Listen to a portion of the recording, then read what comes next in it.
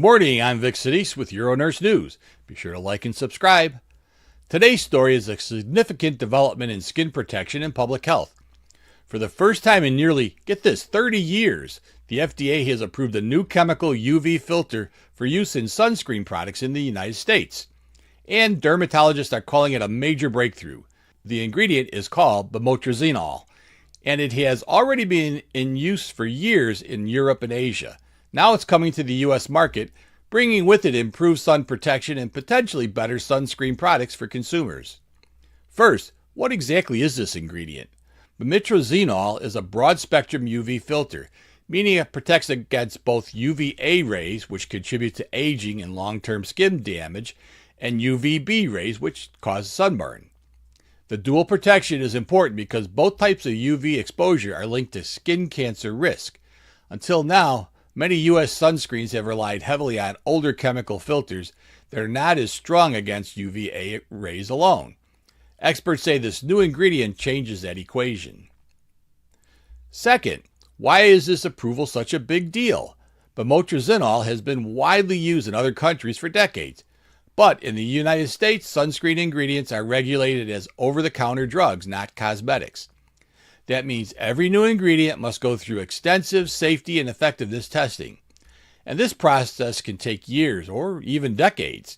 In this case, it took nearly 20 years and millions of dollars in research and regulatory review before the FDA approval was granted.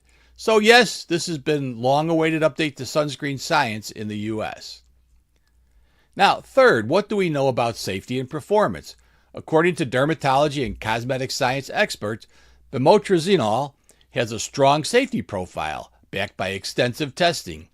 It is non-irritating, even with repeated use, and is less likely to be absorbed into the bloodstream compared to some of the older chemical filters. Sounds good to me. Another key advantage, photostability. That means it doesn't break down as quickly in sunlight, so it maintains protection longer during exposure. However, important reminder, no sunscreen lasts all day. Reapplication every 2 hours is still recommended. Fourth, what will this change for consumers? Well, one of the biggest complaints about sunscreen has always been cosmetic appearance, especially thick textures and white residue.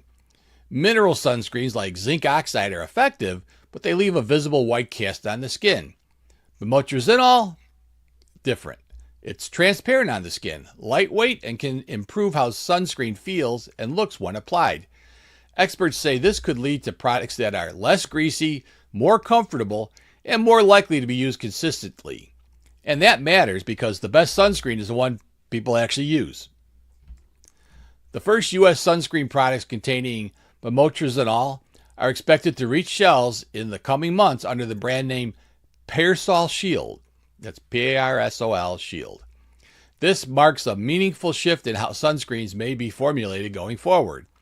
Better UV protection, better tolerability, and better daily use compliance could all translate into improved skin health outcomes over time. Well, that's it for today. I'm Vic Senese with UroNurse News. Tomorrow on UroNurse News, should patients see their lab results before their doctors do? It's one of the biggest changes in healthcare communication. Immediate access to test results empowers patients, but can it also create confusion, anxiety, or unnecessary worry? Whether you're a nurse, physician, healthcare professional, or simply interested in how healthcare is evolving, you won't want to miss this important discussion. On a personal note, I had some blood work done and I couldn't even drive home without being notified it was sitting in my portal. So check it out with me tomorrow. I'm Vic Senese for UroNurse News. Don't forget to like and subscribe. The experts' opinions in this communication are personal and not representative of any organization. They are for informational purposes only, not official guidance. Viewers are advised to use their judgment.